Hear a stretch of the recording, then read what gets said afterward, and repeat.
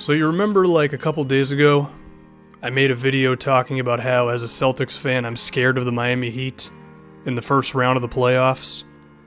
Well, I'm also scared of the Milwaukee Bucks as well, because these guys have been on a tear in the month of March, and they're right in the thick of things towards the bottom of the Eastern Conference, and I'd say it's a combination of a few things, one of which is Giannis just being a beast, Chris Middleton coming back from injury, and besides just being the shooter that he always was, he's creating his shot way more often than I remember him doing, and he's doing it super efficiently. There's Dellavedova and Brogdon, who are both quality ball handlers, to go along with Giannis and Middleton creating, and then Greg Monroe's passing from the post as well as his inside scoring have been really good. There's a whole lot of good things happening, and in the last 13 games, the Bucks are 10th in offensive rating and 9th in defensive, so they're playing efficiently on both sides of the floor. Let's start with Giannis. Giannis is always going to do things that just great players do, whether it be the shot clock is winding down and he just takes his guy one-on-one and he beats him off of a dribble, or the guy actually stops him, but then he takes like the longest step ever because he's like 7'7", but he moves like a point guard. There will be times when he takes his guy into the post and he just hits a crazy shot over him. But also, Giannis has been kind of comfortable with his mid-range jumper, at least in the games that I've seen, at least in the highlights. But another interesting thing with Giannis, and I think this is the thing that's really intriguing me, and I feel like it's opening up a lot of Milwaukee's offense, he's very eager to set screens, whether it be on the ball, which a lot of the time results in a mismatch, which then gives him a guy who has no chance of defending him because he's like 7 or 8 inches taller than him. He just takes him into the post or he just bullies him to the rim. But he also sets screens off ball, which, besides just giving his teammates a good opportunity to get open, I feel like that also opens up him cutting to the rim, because the Warriors do that a lot, where they'll have a guy like Draymond set a screen and then he'll immediately cut to the basket because, I don't know, there's something about setting a screen and being able to get open right off of it, especially off ball, that just kind of works. So Giannis is very eager to play team basketball, which is awesome. And not just in the sense of getting assists, but playing within a team system. Now we can talk about Middleton. I don't remember Middleton creating a shot this much. I've seen plays where he gets it in the pick and roll from Greg Monroe, and then he immediately pulls up for a mid-range jumper. Then there was the game against the Trailblazers where in a big moment, like a crunch time, like last couple of minutes, close game moment, he just took his guy onto the low post, backed him down for like 3 or 4 seconds, and then just shot like a turnaround jumper over him or something, and it went right in. And then not too long after that, in that same game, he took the ball into the post again. Then Giannis cut to the rim, he hit Giannis with a pass, Giannis missed, and then John Henson got the offensive rebound. But his eagerness to go into the low post is really intriguing, because maybe I just didn't notice this throughout Middleton's career. I really didn't know he was this eager to create his own shot. I mean, he's still an awesome off-ball player, because he's been damn good from 3 since he came back, well over 40%, but if he's creating his own shot like that, that's really interesting. So that's a decent amount of their offense is either Giannis doing something or Middleton doing something, but what's also interesting is between Brogdon and Dellavedova. Neither one of these guys are going to lead an offense, but they're both guards who average about 3 assists a game. They can both dribble, and they're not afraid of getting a screen and going into the teeth of the defense where they can dump it off to someone at the rim, or they can hit a cutter like Giannis, or they can kick it out to someone like Middleton or Tony Snell for 3. And given that there's 2 of them like that, and both of them actually play together sometimes, it just creates a whole lot of driving and kicking, and a lot of guys who, yeah, they might not be big-time playmakers, but they're good enough to make these guys difficult to defend on top of what Giannis and Chris Middleton are doing. Should also be mentioned, both Dellavedova and Brogdon have been hitting their 3s in the month of March. Dellavedova had some huge shots against the Clippers in the game that went all the way down to the wire. So, I mean, there's really like 4 guys on this team who can create. There's Giannis, who's putting up 5 assists a game. Middleton, Brogdon, and Dellavedova are all putting 3 assists up.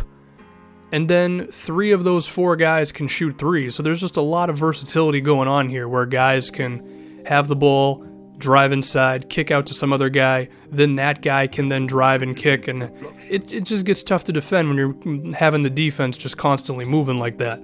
Now we can talk about Greg Monroe. For one, he's a good inside scorer. It's always been his thing. He can post up, and he can also receive dump-off passes, and he's pretty smart when it comes to, like, knowing where to cut to the rim to receive a pass from someone that's driving. But his passing has also been very good as well out of the high post. There are times when he's standing at the three-point line and someone will cut to the rim, or he'll be around the baseline posting up, and then someone will be coming across screens, or they'll just be running towards the basket from the top of the key, and he finds them pretty consistently. So this team is really just a big smorgasbord of guys who can pass, and they're all willing to do it. And then there's a number of shooters as well. Should also be mentioned, Tony Snell.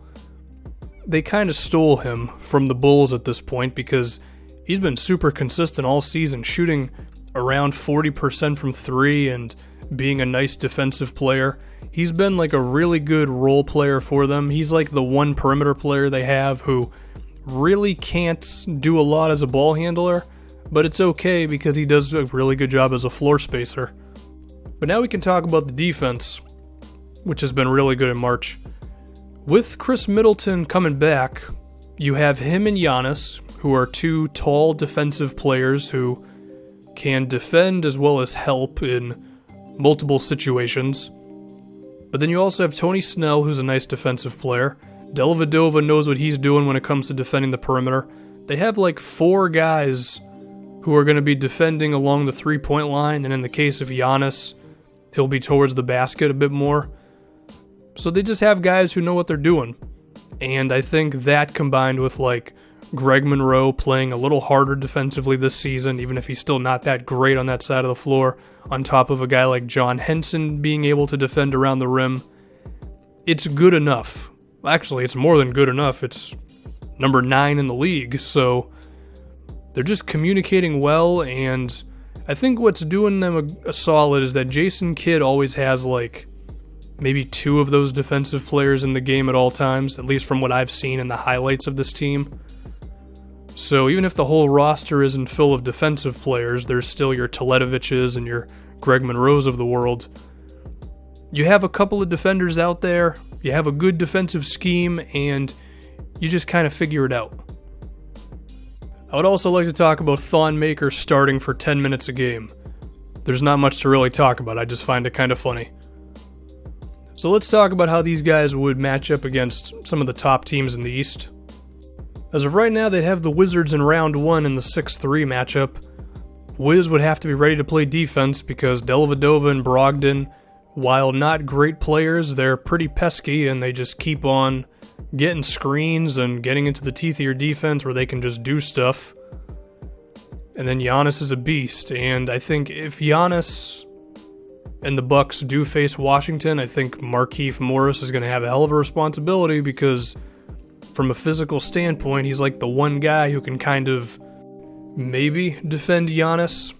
And the thing is that he does so much off-ball stuff that Markieff would have to be ready to be constantly moving and moving across screens and all that because Giannis doesn't really go one-on-one that much. He can do it, but it's not like their offense is he walks up and then dictates everything they do. Like, this is not a Russell Westbrook or a James Harden style thing with Giannis right now. I also think that the Wizards, they don't really have a big guy who can shoot. I mean, they have Morris, but I'm talking about a center specifically. So you really wouldn't be able to, like, kill them for having Monroe in the game in that sense. But you can run the John Wall Gortat pick and roll until the cows come home, which they do already. And you're going to have to see if Monroe can defend that because I don't really know if he can. I think John Henson would have to spend a lot of time in the game in that series, and Henson, he's kind of a vacuum when it comes to foul trouble, especially with John Wall attacking the rim a lot, so I think the Bucks could be vulnerable up front. I also think Thon Maker is just flat out not ready for a playoff series. And then if we talk about the Wizards, I mean, Bradley Beal and Otto Porter are 2 damn good offensive players. We'll just have to see if Middleton can defend one of them, and then I mean, I imagine Tony Snell would be on one of them as well.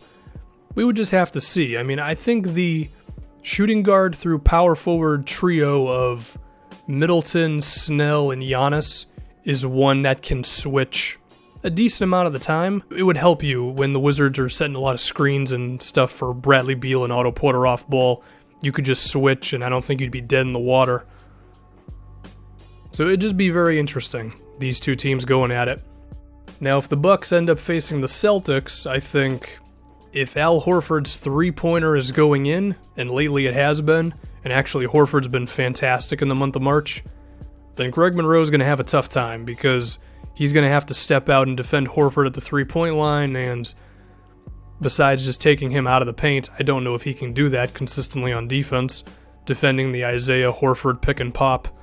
On top of, the Celtics also have Jonas Jerebko and Kelly Olynyk, so Monroe is going to have to get matched up on some of those guys, and I just think he's not going to have the easiest time of defending those type of players. Also, the Celtics could hide Isaiah Thomas on Tony Snell. I think they'd be okay there.